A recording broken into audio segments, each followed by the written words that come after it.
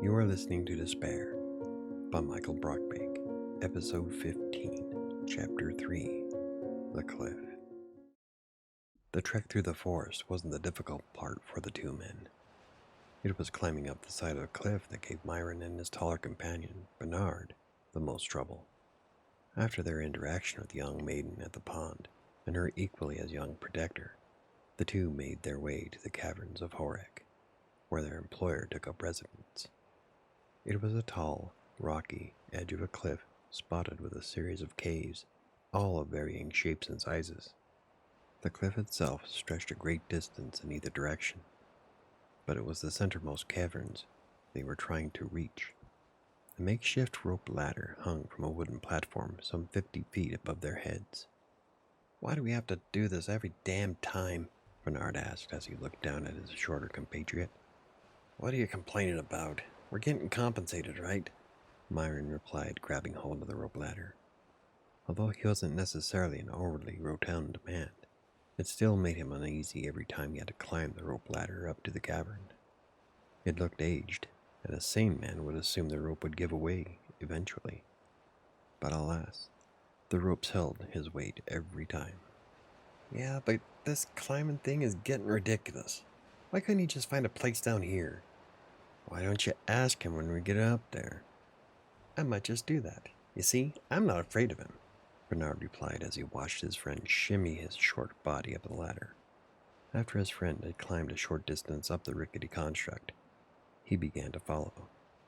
Every time Bernard climbed the ropes, he felt as that would be the time he would fall to his death. After all, the ground below was nothing more than solid stone and boulders. A fall from that height would more than likely shatter some very important bones in his body. For the most part, he would stare up the side of the cliff while climbing, trying to ignore the fact that he was so far up the mountainside. The wooden ledge where the ladder had led was securely fastened to the stone through unknown means. It stretched out, connecting to a wooden platform that graced the tremendous entrance of a cave.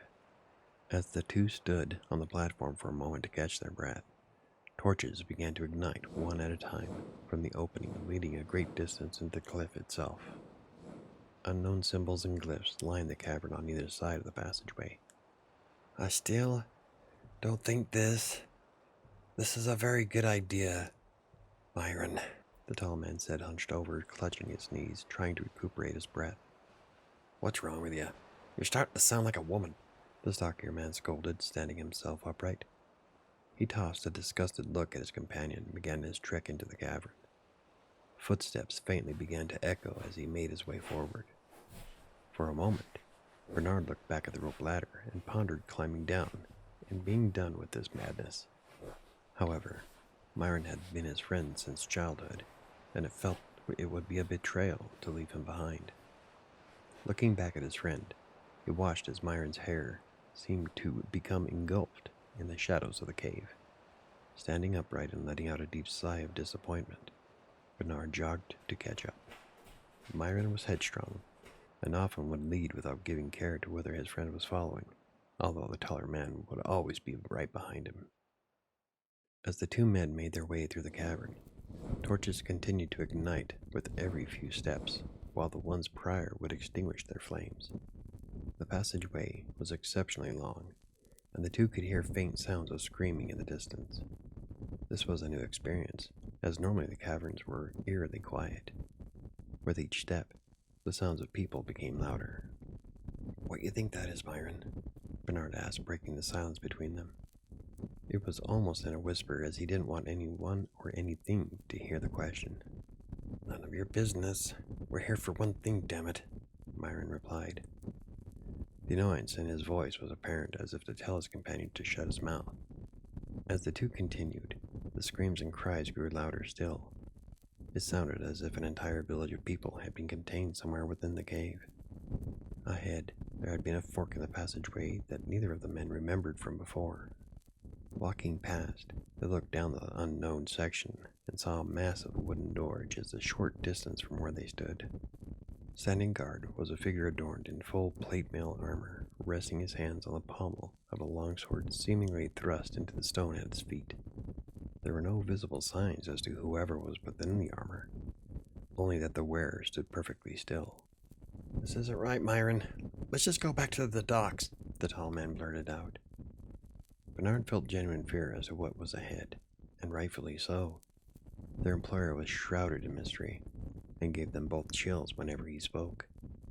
"We're being paid well. Don't mess this up," Myron replied, grabbing Bernard's arm and pulling him forward.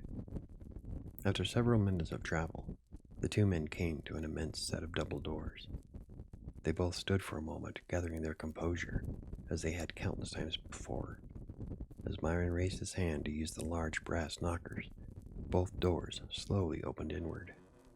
The room before them seemed to come alive with torches, braziers, and an unknown blue luminescence shining from behind a great throne of sorts. A silver pedestal stood next to the throne, adorned with some kind of yellow crystal suspended on a shaft. Sitting on the throne was a cloaked figure hunched over. "Come in, Myron and Bernard," the figure said in an all-too-friendly tone. It was almost condescending in nature, and always made both men feel equally uneasy. The two stepped into the chamber and slowly walked towards the throne. As they cleared the entryway, the door slowly closed behind them. As they connected together, a loud booming sound echoed throughout the entire cavern. Both of the men, startled from the sound, jumped forward out of reflex. The two walked up to the base of the throne, stopping short of a series of stone steps leading up to the seat. "We're here, my lord," Myron said, clasping his hands in front of him. He was trying to hide the fact his nerves were getting the better of him. "Is it done?" the figure asked, still hunched over, seemingly talking to the ground. The hooded cloak and gloves made it impossible to tell with whom the two men were speaking. Yes, my lord. I paid for passage on the Sea Maiden as you asked."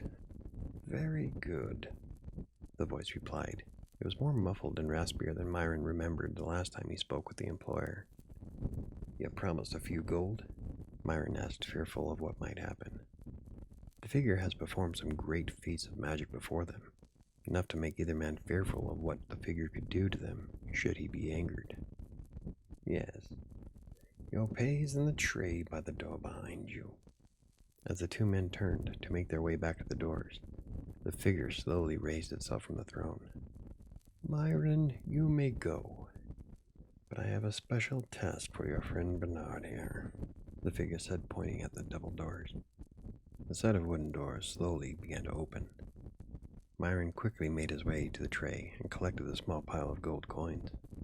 He looked back at his tall friend, who seemed to be petrified in place from fear.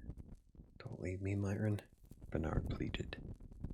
"You can go, Myron," the voice interrupted in that eerily calm tone.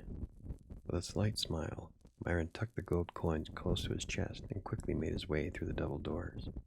He no longer had to share the bounty. Heartbroken that his closest friend abandoned him, Bernard slowly turned towards the figure.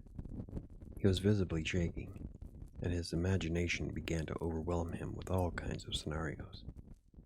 Again, the doors shut with the same booming resonance after Myron had made his way down the corridor. "Don't worry, Bernard. What I have in store for you is very, very important."